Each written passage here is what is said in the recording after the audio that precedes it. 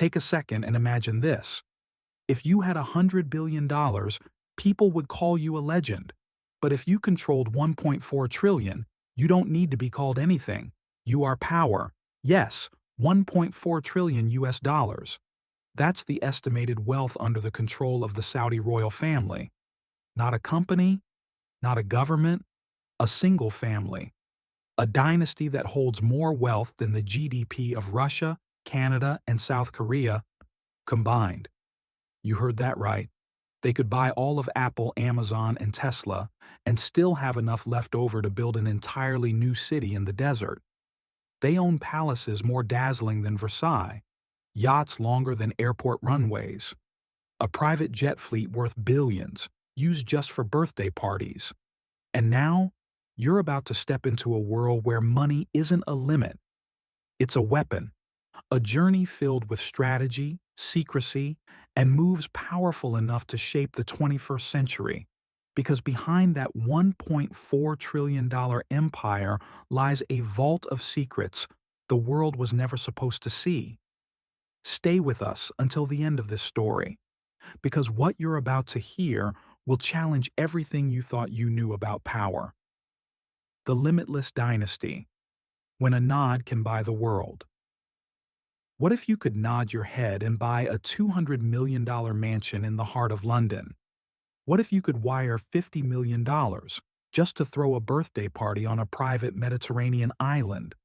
For the Saudi royal family, that's not a fantasy. It's just a Tuesday. This is a royal house where every senior member lives like a king. The Serene Yacht, $550 million. Chateau Louis XIV in France, $300 million. Over 700 supercars, 15 private jets, a jewelry collection that rivals national museums. And it all stems from one thing: oil, black gold, the resource that turned desert tribes into monarchs of the modern world and turned Saudi Arabia into a financial empire with global reach. But the true wealth isn't just material, it's the feeling of being untouchable, of never being questioned, of having power passed down like a royal birthright, immune to disruption. For decades, princes didn't need to work. They'd receive $10 to $30 million per month as living allowances. They didn't invest, yet held stakes in global corporations. They didn't need official titles. One phone call could silence an entire newsroom. This isn't just luxury. This is the peak of soft power. A world where tech billionaires bow in silence and heads of state carefully choose every word. But then, the shift began. The rise of the crown prince. The young crown prince decided that the luxury needed to stop, and the empire had to be cleansed. Diamond watches were quietly sold. Hidden villas in Beverly Hills were transferred in secret. Princes and princesses were asked to explain every dollar they spent. An era ended. A new order began. And those who once lived in silk were the first to feel the steel of change. We've seen the wealth. Now prepare to witness the fear behind the gold-plated walls. Behind the glitter, there's always a price. And sometimes, the ones who have everything are the first to lose their freedom. Because being rich is one thing, but mastering power within wealth? That's the true peak of monarchy. So if you had $1.4 trillion, would you live quietly or rule the world? Leave a comment with your thoughts, because sometimes the deepest answers come from you. The turning point. When a dynasty held its breath. Some revolutions begin in silence, but when they explode, they shake entire empires. In 2015, when King Salman took the throne, the Saudi elite assumed everything would stay the same. Wealth would continue flowing into royal pockets. Luxury was expected. And power remained with the usual names. But no one expected him to hand over the chessboard of power to his seventh son, Mohammed bin Salman, just 30 years old. A name unfamiliar to the world. And yet, in just 2 years, That name made the entire royal family hold its breath. No warnings, no announcements. A historic purge began. Nearly 400 billionaires, princes, and senior officials were summoned to the Ritz-Carlton Hotel in Riyadh. But this wasn't a conference. It was a five-star prison. Each person had to answer one question. Where did your fortune come from? A lethal blow struck the heart of the dynasty. Those who lived in gold-plated villas now had to justify every purchase. Princes who once sat on international corporate boards now waited for investigators to enter the room. And those who thought they were untouchable finally realized there was someone more powerful than all of them.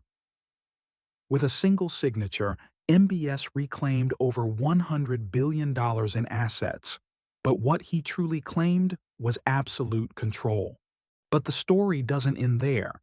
Because in the shadows of this transformation lies a deeper evolution, a redefinition not just of power, but of identity. Saudi Arabia is not merely rewriting its rulebook, it's building a new narrative from the ground up, one where monarchy meets modernity, where tribal roots now coexist with robotic innovation, where desert silence now hums with the servers of AI, blockchain, and quantum computing. In this new narrative, MBS isn't just a ruler, he is a brand architect, crafting a version of Saudi Arabia that can sit at the global table not just as a supplier of energy, but as a visionary of the future. Foreign universities are opening campuses in Riyadh. Billion-dollar museums are rising beside centuries-old mosques. Female entrepreneurs are launching startups in a land where they once needed permission to drive. The pivot is not cosmetic, it is structural, and it's moving faster than anyone expected. But can such radical change happen without cost? Critics say no. Behind the skyscrapers and reform headlines, they point to imprisoned activists, censored journalists, and a tightened grip on civil liberties. MBS argues it's a transition phase, that every revolution needs discipline to avoid chaos. Now it is moving faster than anyone else. And in that movement lies a warning and a wonder. Because when a kingdom that holds $1.4 trillion decides to pivot, the whole world tilts a little with it. This isn't just about Saudi Arabia. It's about the very definition of power in the 21st century. Who holds it? How it's used? And who gets to write the story? So let us leave you with this. Would you rather live in a democracy with limits or in a kingdom where vision rewrites the rules? There are no easy answers, but the future will be written by those who dare to ask them. Drop your thoughts in the comments below, because in a world shaped by bold moves, your voice might just be the next ripple of change. From that moment on, MBS was no longer a young crown prince. He became the one holding the fate of the Al Saud dynasty, a man who redefined power in the Middle East by making the royal family fear one of their own. And the world watched in disbelief. No gunfire, no coups, no blood, just strategy, calculation, and an ice-cold resolve. Remove anyone who stands in the way. Welcome to the new era of Saudi Arabia, where power is no longer inherited, it's taken. Subscribe for more unbelievable billionaire stories. And don't forget to hit that bell icon, because the next episode will leave you speechless. Thank you for watching.